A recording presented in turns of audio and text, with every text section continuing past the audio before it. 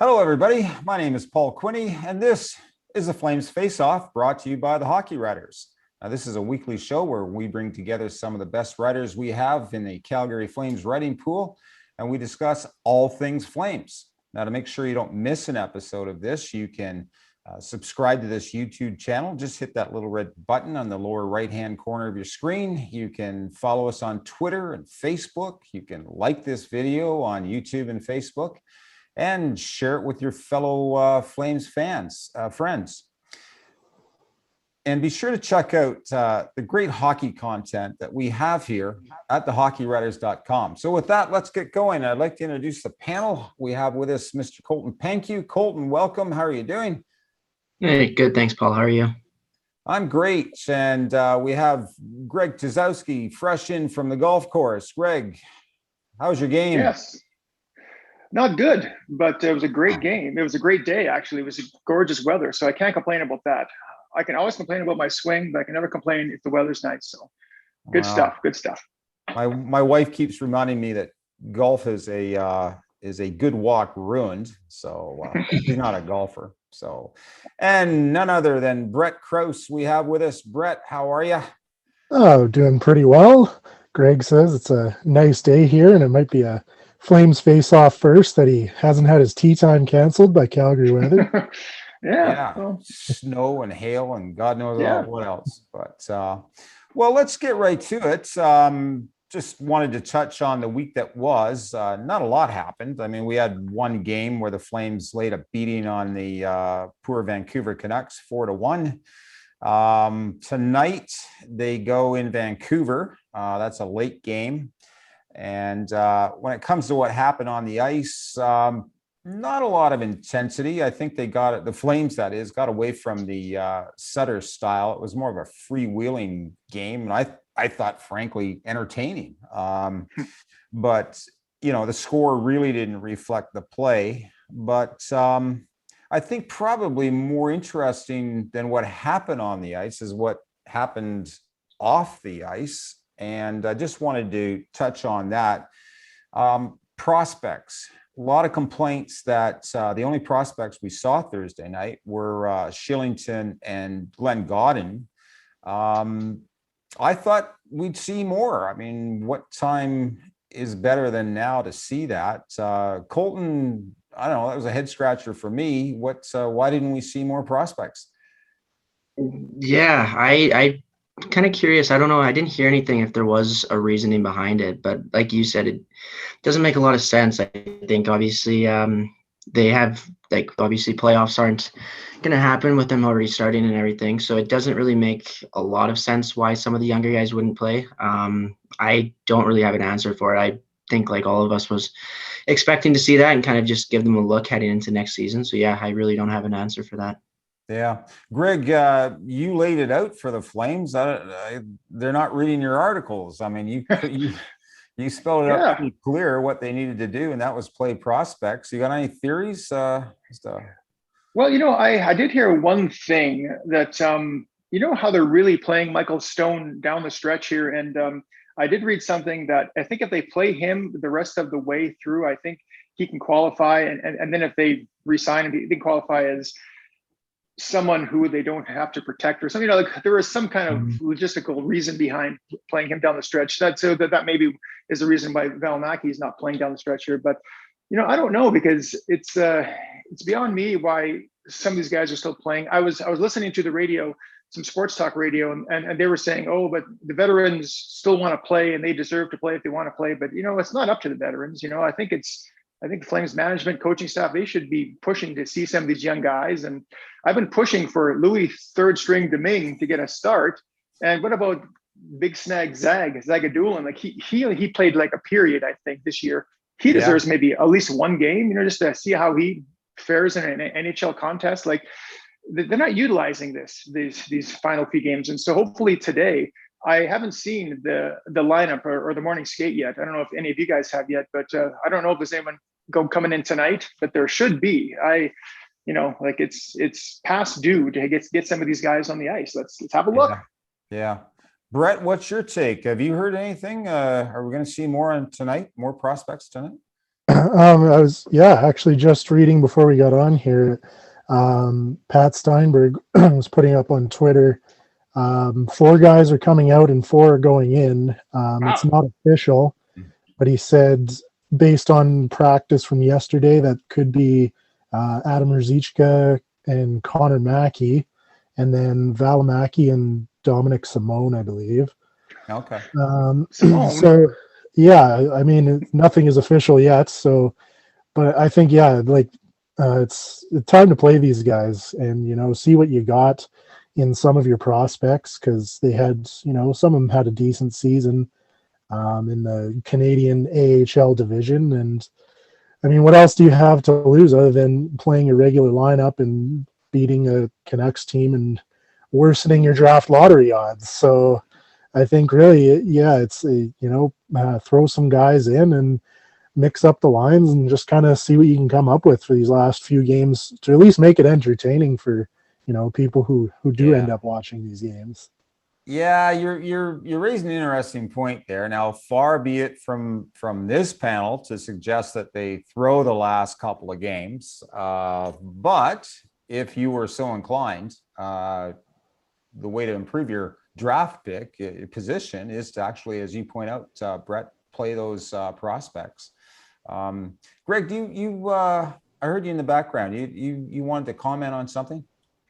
No, I was saying, they said like Dominic Simone was in practice, like he's the last person you want to see, like where is Matthew Phillips? I know people have been clamoring for I think we've all written about Matthew Phillips, just saying, get him on the ice. Like he's someone who's put in his time, has been a good soldier. He's done everything the organization has asked him to do, and he's been in the system for years, literally.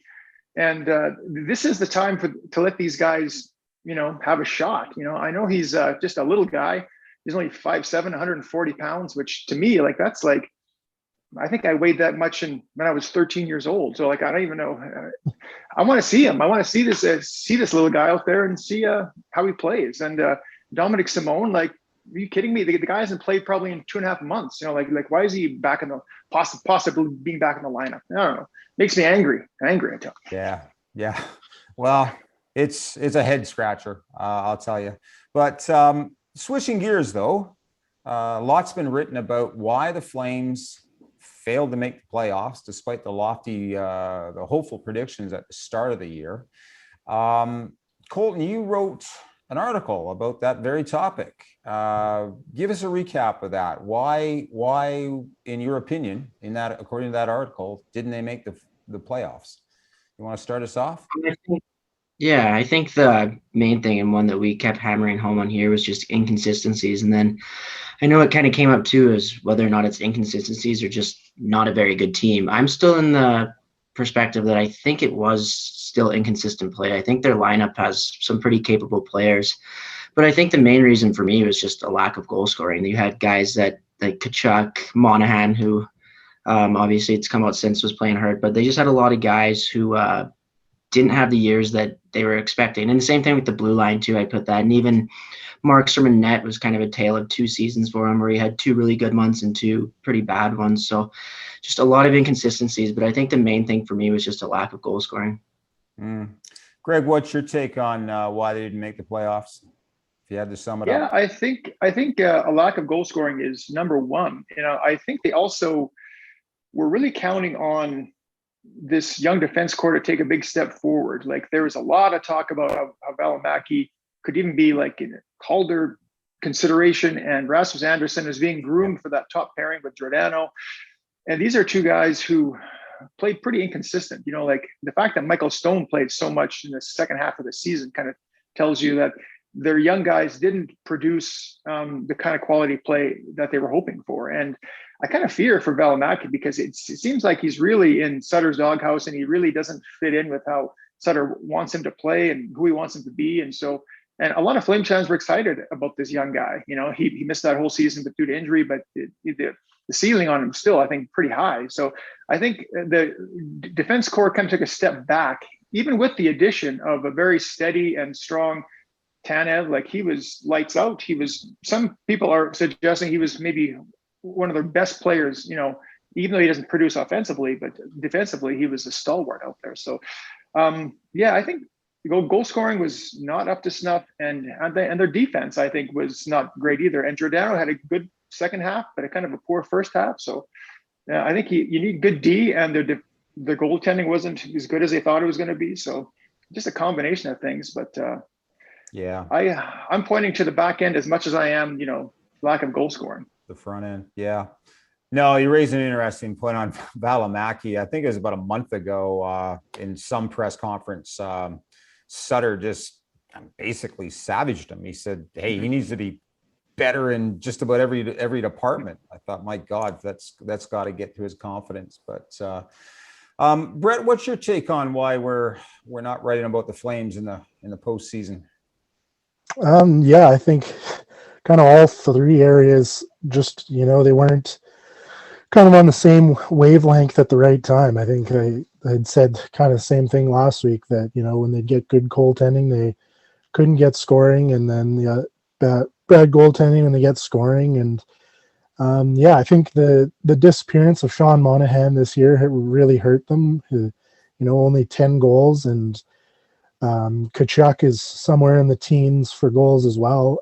So I think, an extra 10 goals from those guys this year. And I think in our show notes, he wrote that the Flames have lost 10 one-goal games. So, if they add another 20 goals, who's to say they're not sitting in the playoffs right now? So, I think for me, the number one's probably the goal scoring, and then probably followed by a disappointing season from Markstrom. But, he was injured, and who knows if he was playing injured. So, I think there's quite a few things that went wrong this season. So, Colton, what's your take then with everything that went wrong? There's a lot of speculation that there'll be big changes over the summer in Calgary, but on the other hand, it has been pointed out that the Flames were just in a tough division. The North Division is a really tough division. Next year, when they're back in the Pacific Division, basically all they've got, the main competition is going to be the Vegas Knights. Do you buy into that? Not really. I think there's some other teams in those other divisions too, like that'll be back in the West next year, that are pretty strong, even just within their division again next year. I think I still think that they are capable of playing better than this year, but obviously I think if they play like they did this year, I still don't see them making the playoffs next season in that division again. Yeah. Greg, your take? I guess the question I have is, Colton raised it, maybe they're just not a good hockey team, or a very good hockey team. What are your thoughts on that? Are they over? Well, it was a strange season to the shortened, truncated year. And I think I mentioned this before, but Daryl Sutter, when he first came into town, was kind of lamenting and complaining that he didn't get enough practice time. Like the schedule was so compressed that you couldn't really implement. I know they're playing Sutter hockey, Sutter style, but I think, give this guy a full season and see if he can actually make this underperforming team, because I'm still not quite sure what they are, if they're just underperforming or if they're just not that good. Because if Sutter was hired to do a job to kind of turn him around, make him more accountable, make him tough to play against, all that good stuff, and if he can actually get a full season behind the bench and the practice time he wants, and I think they're better than what their record suggests, and for that reason, I don't think they're going to blow up this team. I know that a lot of fans would like to see it. If you read Twitter, if you read pundits, if you read all kinds of stuff, everyone wants to blow it up. But I just think the fact that Sutter is here now, that they're going to give him at least another year to try and sort it out and see if they can make this core group, get their act together. And so that's how I see it. I think there's a chance that this group can improve just with a better system, practices, and Sutter style hockey. That they could be better next year. Yeah. Brett, what's your take? Greg raised the question, are they just an underperforming team, or are they just not that good? Where do you stand on that? Yeah, I think I would say they have a reasonable shot to make the playoffs in a regular Pacific Division next year. You've got, Anaheim, LA, San Jose. I would say Anaheim and LA are in full rebuild mode right now. San Jose is well on its way there. And then, you really we'll see kind of next year how the Oilers fare, but I still think they're a threat. And then, of course, Vegas. Vancouver also in rebuild mode, or should be. And then you don't want to make any exceptions, but we'll see how Seattle starts the season next year. Right. But yeah, I think really, those last, if we say that Edmonton has as good a season as they did this year, there's still 2 spots wide open for the playoffs in the Pacific. So I don't think it's relatively an out there idea to say the Flames make it. I think they are a good team. They just need to sort of kind of have all their ducks in a row and, have things work and all at the same time. And I think Greg's right. I think with Sutter giving him a full season, and I think even in press conference he said that they just can't get the practice time, and I think that's what you really need to implement those systems. So yeah, I think there's a good shot still next year for this team. All right. So on the theme of whether or not they blow this team up in the summertime, lots been written recently about the possibility of Jack Eichel coming to town, and I think that would mean a blow up of the team. When you think about what it would take to get him into town, what you'd have to give up. Is that a pipe dream, or do you think it's a realistic possibility of getting Eichel into town? Colton, what do you think? I had wrote on this a while ago, and even I still think it's a big time pipe dream. Yeah.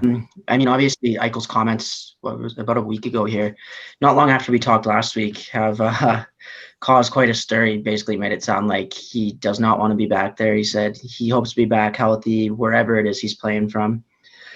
So yeah, I mean, I don't think it's impossible. I think they are a team, just looking cap wise and everything, that realistically can make it work. But I mean, it would cost so much. Like, you'd have to be giving up a couple grade A prospects. And on top of that, a good roster player too, maybe even like a Kachuk, I don't know, a Lindholm. Like, it wouldn't come cheap at all. And I think the one concerning thing now that I was starting to read last week and just think about is that it's a neck injury, and the team's, it sounds like, unsure about letting him have surgery and everything. So it's not just like a minor thing he's dealing with. It could be something that, lingers on, or like, I don't want to say a career jeopardy thing, but it sounds pretty serious. So I think before you'd be willing to pay a lot for him, as much as he costs, you'd really have to make sure that that's something that could be resolved.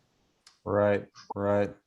Yeah, I feel badly for Buffalo. I saw a guy, it was on a Twitter, a picture of a Buffalo Sabres fan with I think he might have had a bag over his head, but he was holding up the sign, "Welcome to hell." And, but I don't know, Greg, on that note, do you think Eichel's done in Buffalo, and do you think Treliving's been on the phone? And if so, what are we looking at? Do you think it's a pipe dream? Would it cost too much? What's your take?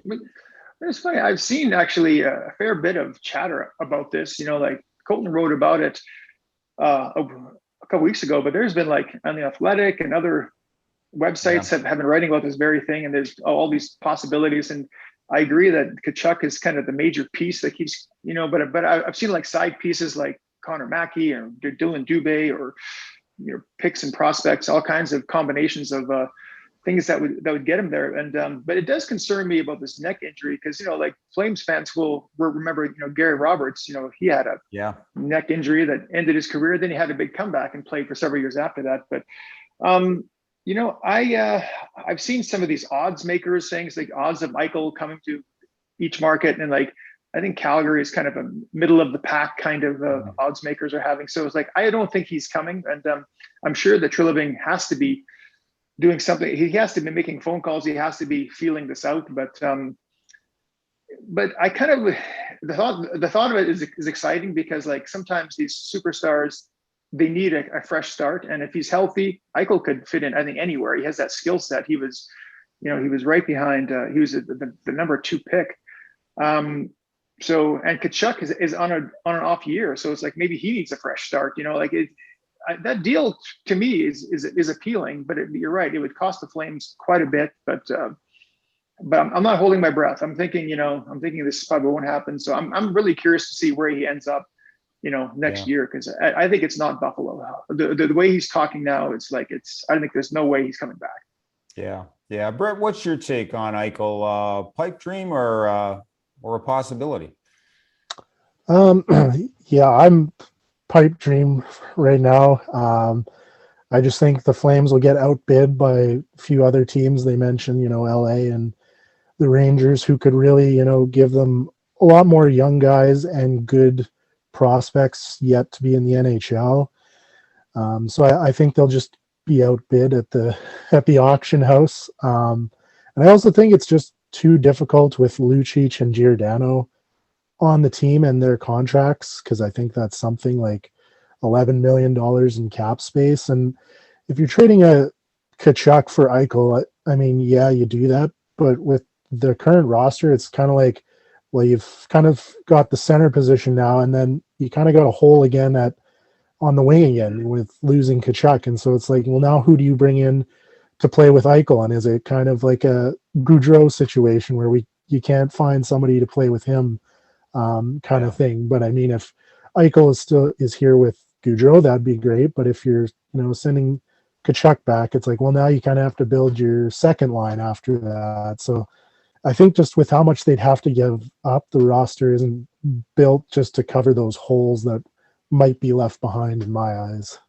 Yeah, that's a speculation. You have to try to replace Tkachuk, and I don't think you're going to be able to do it. You might get something back, or be able to pick up somebody who might approximate him, but you'll never replace him. So I think you're right. You leave a lot of holes in the roster to fill. Switching gears, wanted to touch on Sean Monahan. I have to say, mea culpa. I've been tough on him this year, and I felt badly when I found out that he's been playing with a hip injury for, I guess, most of the season. How are you guys feeling about Monahan now that you know that? Colton, what are your thoughts? Is he going to be around? I had him with a one-way ticket out of town this summer, but will the Flames rethink that?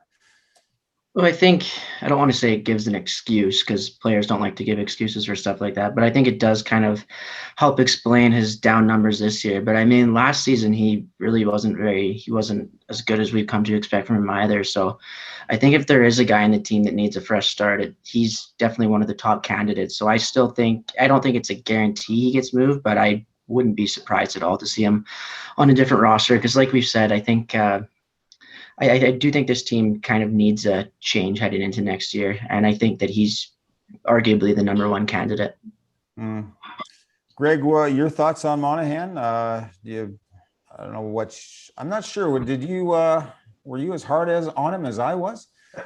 I don't think anyone was as hard as you were. You were the hard ass when it comes to Monahan, but he actually had a bit of a history of playing through injuries. I remember it was like, I don't know if it was 3 seasons ago or 4 seasons ago, at the end of the year, he ended up with like 3 surgeries. He did like on his hand, and he had some kind of back problem, or he was playing through some injuries, but that year he still kind of managed to, get 25 goals so he's proven that he can play through some injuries. So the fact that he had a down year last year and was seemingly healthy kind of tells me that maybe he is already been on the downward trajectory here in Calgary. And I'm with Colton. I would be surprised if the Flames aren't shopping him, because I know maybe it's one of those situations where someone needs a fresh start, and maybe Monahan will thrive somewhere else. Who knows? But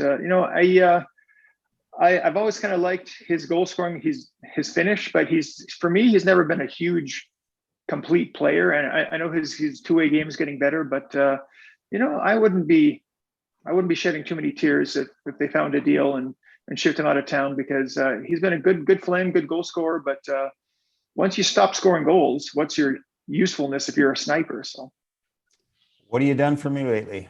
Yeah, Yeah. that's the NHL. Brett, your take on Monahan for next year? Does that hip injury cut him any slack in your eyes?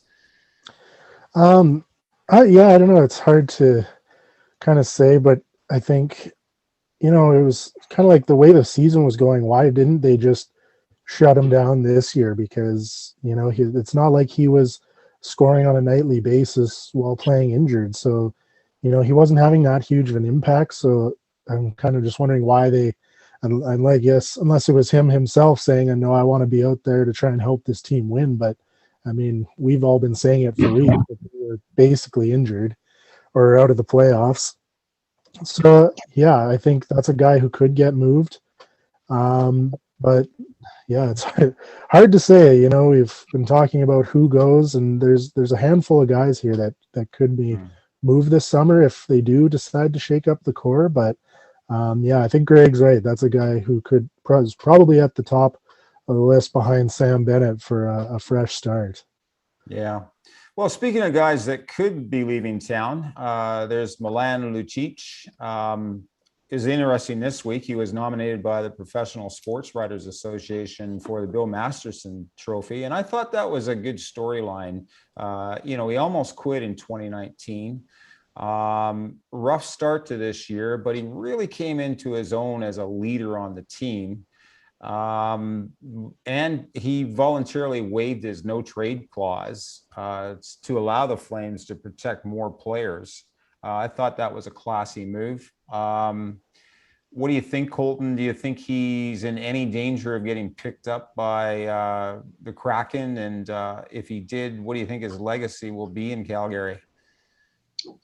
I think with this contract, I mean, obviously they're going to need to hit the league minimum, but I still think with that contract, I don't think it's likely he gets picked up. I don't think it's impossible. Obviously, he'd be a good leader for them for a team that, I mean, I want to say would be starting off a bit slow, but I mean, the Vegas Golden Knights came in and just were instantly a dominant team, so it's hard to say, but I don't think it's likely he gets picked up. If he did, I think his